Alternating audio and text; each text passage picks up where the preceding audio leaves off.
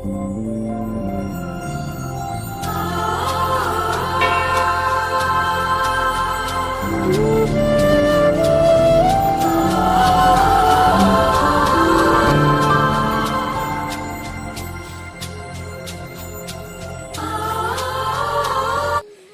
dear fathers, mothers, brothers, sisters, and friends in Jesus Christ, the theme of today's reflection is, whoever wants to be the first must place himself last of all and be the servant of all.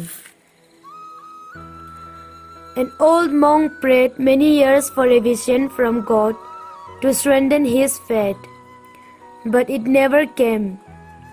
He had almost given up hope when one day a vision appeared. The old monk was overjoyed, but then, right in the middle of the vision, the monastery bell rang. The ringing of the bell meant it was time to feed the poor who gathered daily at the monastery gate. It was the old monk's turn to feed them. He failed to show up with food. The unfortunate people would leave quietly, thinking the monastery had nothing to give them that day. The old monk was torn between his earthly duty and his heavenly vision. But before the bell stopped ringing, the monk made his decision.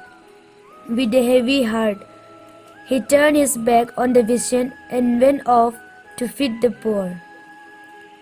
Nearly an hour later, the old monk returned to his room. When he opened the door, he could hardly believe his eyes. There in the room was the vision waiting for him. As the monk dropped to his knees in thanksgiving, the vision said to him, "My son, had you not gone to feed the poor, I would not have stayed."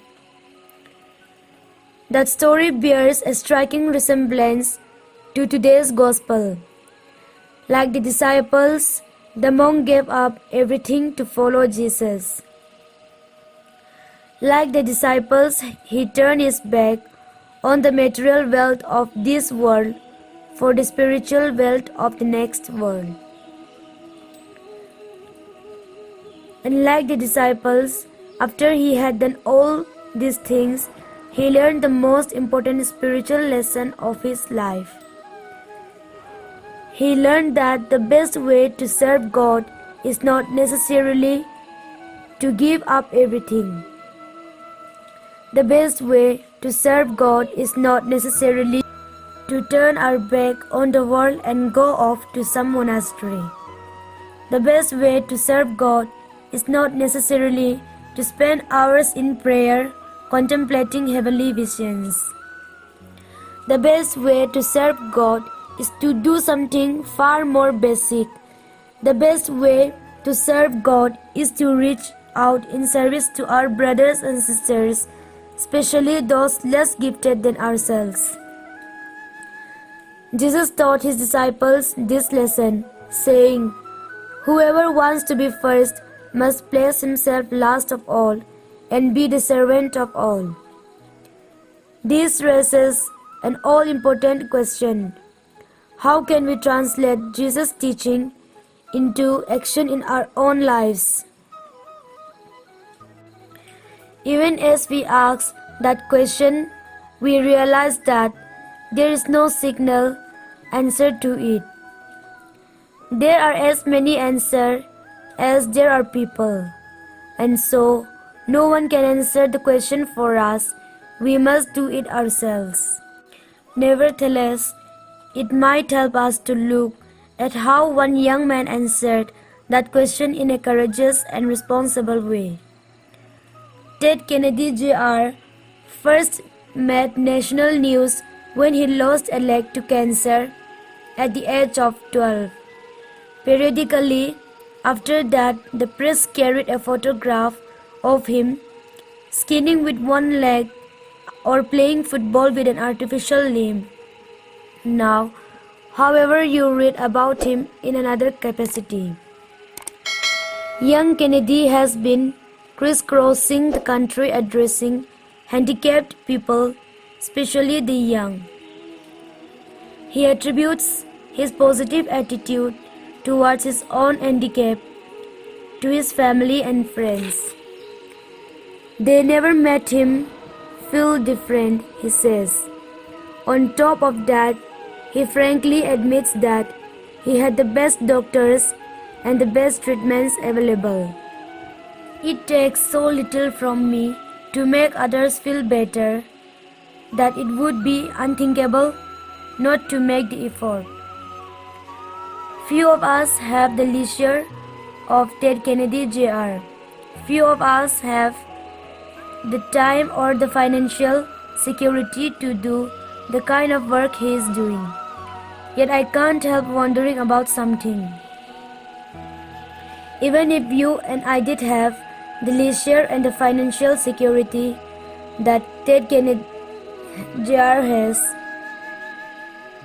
how many of us would be using those gifts as generously as he is using them? That brings us back to our original question. How can we personally respond to Jesus' words in today's gospel? Whoever wants to be first must place himself last of all and be the servant of all. As we said, no one can answer that question for us. We must answer it for ourselves. And so today's gospel contains an invitation and a challenge.